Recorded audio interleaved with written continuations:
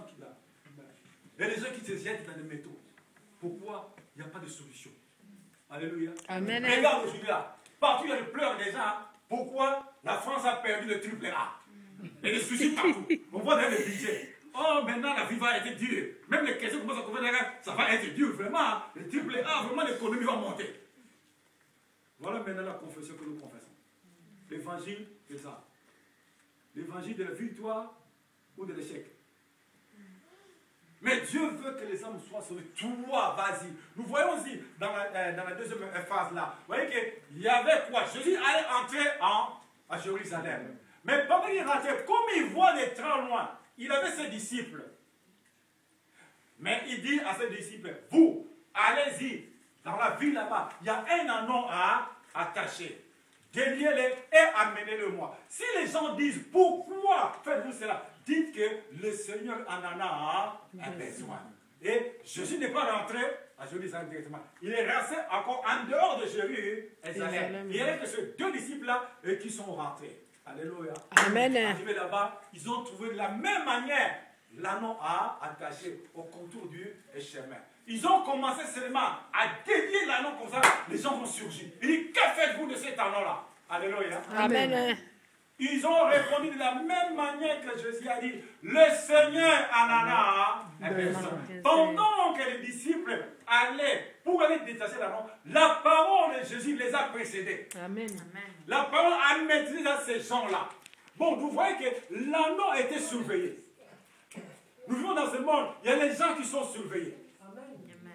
Ils ne peuvent rien faire. Ce sont des anneaux à attacher. Oui. Mais Dieu veut que toi tu ailles. Parce qu'il y a des anneaux attachés tout autour de toi. Il y a des anneaux attachés dans ta famille. Mais tu fais quoi?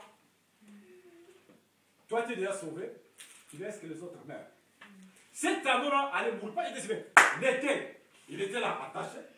L'hiver, il était là attaché. Le printemps, il était là attaché. L'automne, il était là. Donc, l'anneau allait presque mourir. Parce que quand on met la corde là au cou là, et puis il y a la pluie qui tombe, ça fait quoi?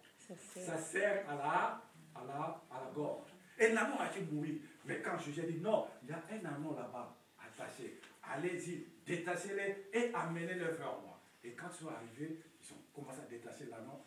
Ils ont parlé de ce que Jésus a dit, le Seigneur en a besoin. Et ces gens-là l'ont laissé. Et on a amené l'anneau vers les Seigneur Jésus. Et Jésus est monté dessus. Et maintenant, l'anneau est devenu le propriétaire privé de Jésus-Christ. Alléluia. Amen. Il y a déjà un anneau à détacher. Alléluia. Amen. C'est une grâce. C'est une grâce. Mais maintenant, Dieu veut que toi tu ailles en mission. Parce qu'il y a des anneaux attachés encore au dehors. Il veut que tu ramènes ces anneaux-là. Jésus, il avait tout le pouvoir. Mais il a envoyé des gens, il dit, vous deux, allez-y là-bas. Il y a un anneau attaché là. Détachez-les et amenez-les vers moi. Alléluia. Amen. Dieu veut que toi tu travailles pour lui. Amen. Mais si Dieu voit que tu n'as pas d'intérêt pour lui, pourquoi il va connaître et bénir? Alléluia. Amen. Pourquoi il va connaître et bénir? Il voit que je n'ai pas d'intérêt en lui. Pourquoi il connaît et bénir? Il ne fait rien pour moi. Je lui ai donné la vie. Je lui donne ce qui me demande, je lui donne tout. Mais il reste là, assis ou assise. Mais Dieu veut que tu te mettes debout. Donc je dis que mais comment je veux? Ces gens-là, ils ont prononcé ce que Jésus a dit. Dites seulement, le Seigneur en a besoin. J'ai la parole devant toi. Mets les paroles dans ta bouche. Jérémie a dit, oh mais non, je suis un enfant. Je ne dis pas que je suis un enfant. Ouvre ta bouche. Moi, je la remplis. Quand tu vas seulement commencer à parler au dehors, même dans ta famille, toi tu ouvres la bouche, Jésus va remplir les paroles. Amen. Ça ne sera pas toi. Alléluia. Amen. Ça ne sera pas à toi. Amen. Moi, je dis, cette assemblée, une assemblée multiraciale. Vous voyez pourquoi on va commencer à parler même en portugais. Alléluia. Amen. Notre travail n'a pas fini. Hein? J'ai ce travail. Donc, c'est un signe déjà. Ce n'est pas parce que... Non. C'est une mission que Dieu vous a donnée. Les Angolais, les Portugais dans cette assemblée. Donc, de parler à ces gens-là, de cette nationalité-là, et les ramener au Seigneur. Quand vous venez, mais là-bas, on parle français. Vous voyez une Portugaise qui interprète. Une Angolaise qui interprète. Amen. Oh, là-bas, oh, mais moi, je suis croate. On va voir une croate qui est déjà prête. Alléluia. Parce qu'il y a des hommes attachés dans toutes ces nationalités-là. Des hommes qui meurent. Et le Seigneur tarde à venir parce qu'il voit encore le nombre suffisant pour qu'il arrête n'est pas encore atteint.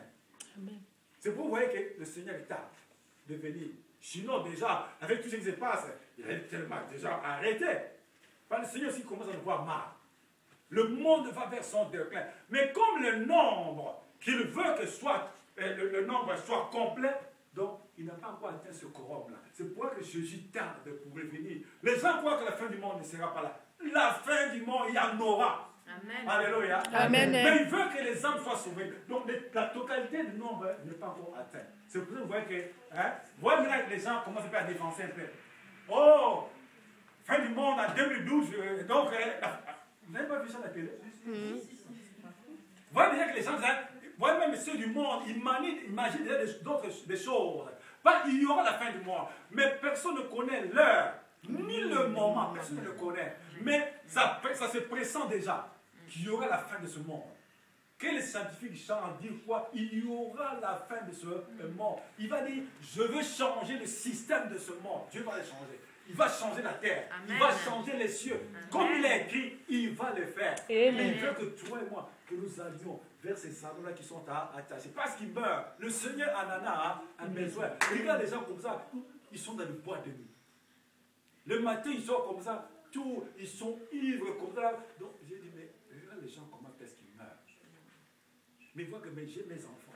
Mais ils font quoi pour parler à ces âmes-là? Ce que toi tu es capable de faire, Dieu ne le fera pas. Amen. Non.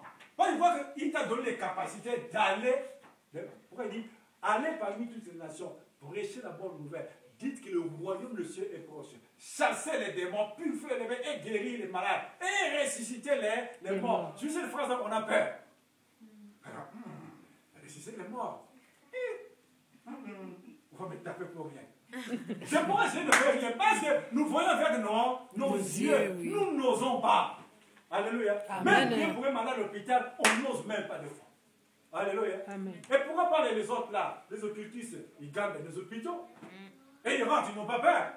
Mais nous qui avons Jésus-Christ, nous avons peur. Tout doucement, Seigneur, donne-moi. Seigneur, bénis-moi. Je n'ai pas d'argent. Donne-moi. Fais ceci. Mais Seigneur, moi je les donne tout le temps. Mais il faut encore pour moi. Alléluia. Amen. Dieu veut t'utiliser. Ouvre votre bouche. Il va le remplir. Les âmes meurent. Les âmes meurent dans beaucoup de domaines. Mais toi qui es déjà sauvé, Dieu a besoin de toi. Ne réfléchis pas avec tes pensées à toi. Parce que nous réfléchissons avec nos pensées humaines. Dieu n'est pas dans nos pensées. Non, Dieu ne réfléchit pas comme nous réfléchissons. Nous sommes des hommes.